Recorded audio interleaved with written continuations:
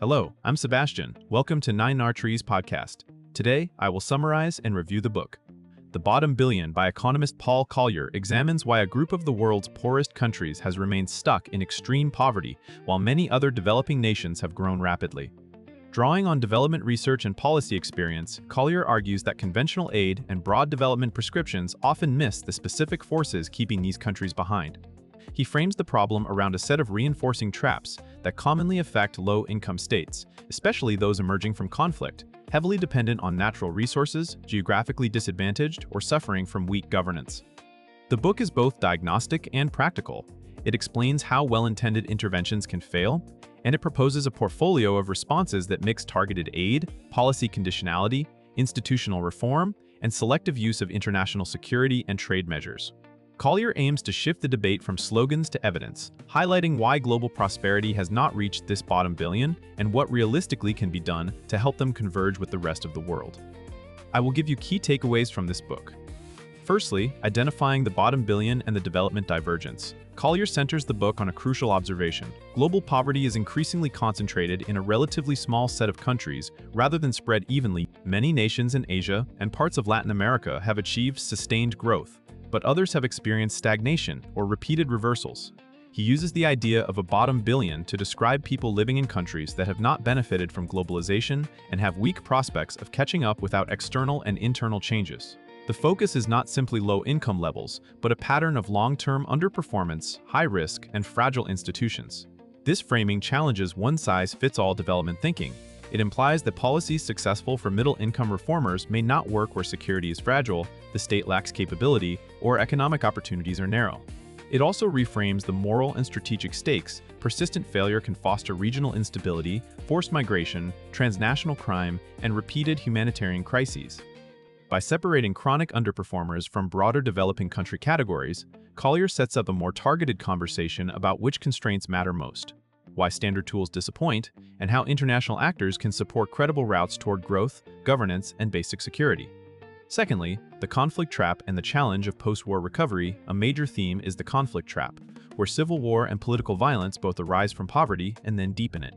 Collier highlights how conflict destroys infrastructure, discourages investment, breaks human capital formation, and corrodes trust, creating conditions for renewed violence. Post-war periods are especially precarious. Governments face pressure to deliver quick improvements while administrative capacity is weak and security threats remain. The book emphasizes that traditional development assistance often underestimates how security and economics interact. For example, growth opportunities can reduce recruitment into armed groups, while credible security reforms can make private investment possible. Collier also draws attention to the regional spillovers of conflict, such as refugee flows and cross-border militias, which can destabilize neighbors and widen the zone of stagnation.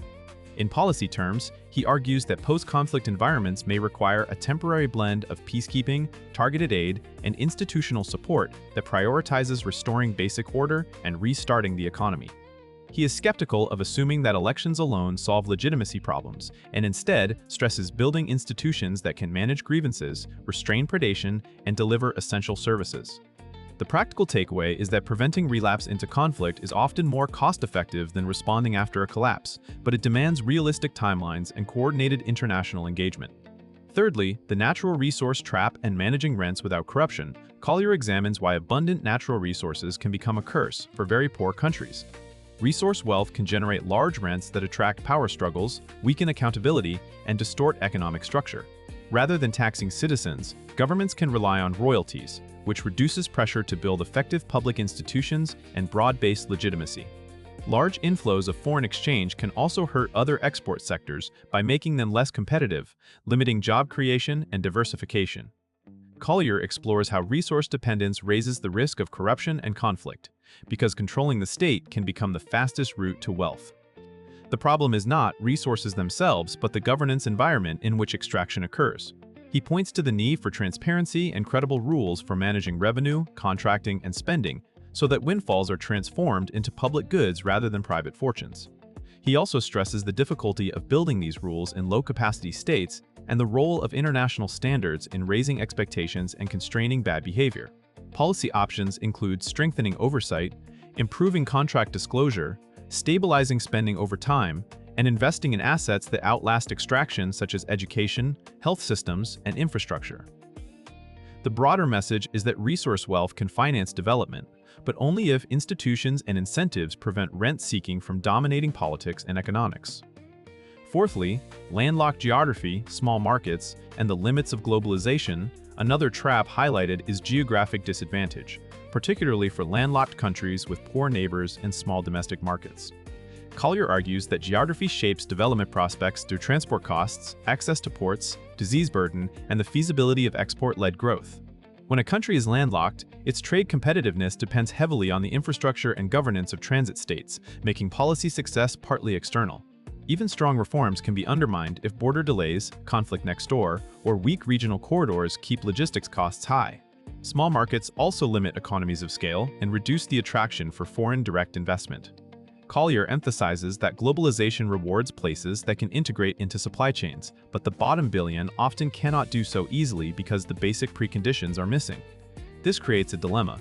Growth strategies based on manufacturing exports may not be realistic for every country, at least not immediately.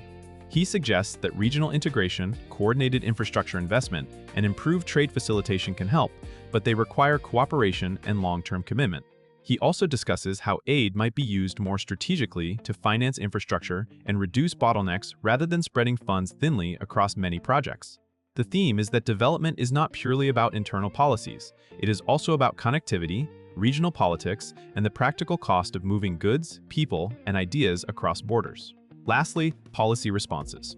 Beyond aid, incentives, governance, and international action, Collier argues that helping the bottom billion requires a package of instruments rather than relying mainly on traditional aid. Aid can be valuable, especially in post-conflict recovery and basic service delivery, but it can also be undermined by weak governance, volatility, and perverse incentives. He discusses the importance of creating credible incentives for reform, including conditionality that is realistic and focused on measurable steps, and external support that strengthens accountability rather than bypassing the state indefinitely. Governance is treated as a practical capability problem as well as a political one. States need systems for budgeting, procurement, policing, courts, and regulation, and these take time to build. Collier also considers the roles of trade policy, international norms, and security guarantees. For instance, better market access can support diversification, while transparency standards can curb corruption in extractive sectors. In extreme cases, he suggests that international peacekeeping or security support may be necessary to break cycles of violence and protect reform windows. He is careful to frame these interventions as selective and rule-based, not open-ended, and emphasizes the need to avoid harm by understanding local incentives. The overall response is pragmatic. Combine aid with trade, security, and governance tools, align them to the specific trap a country faces, and focus on sustaining growth and institutional credibility over a long horizon. In conclusion, this book is best suited for readers who want an evidence-driven understanding of why some countries remain trapped in deep poverty despite decades of development efforts. It is particularly valuable for policymakers, NGO leaders, students of economics and international relations, and engaged citizens who follow debates about aid, conflict, governance, and globalization. Collier benefits the reader's life by sharpening how they think about complex problems. Instead of treating poverty as a single issue, he organizes it into specific traps with distinct causes and policy levers. That structure helps readers evaluate proposals more critically, spot unintended consequences, and appreciate why success often depends on sequencing security, institutional capacity, and economic incentives. The book is worth buying compared to similar development titles because it balances moral urgency with hard choices and operational realism.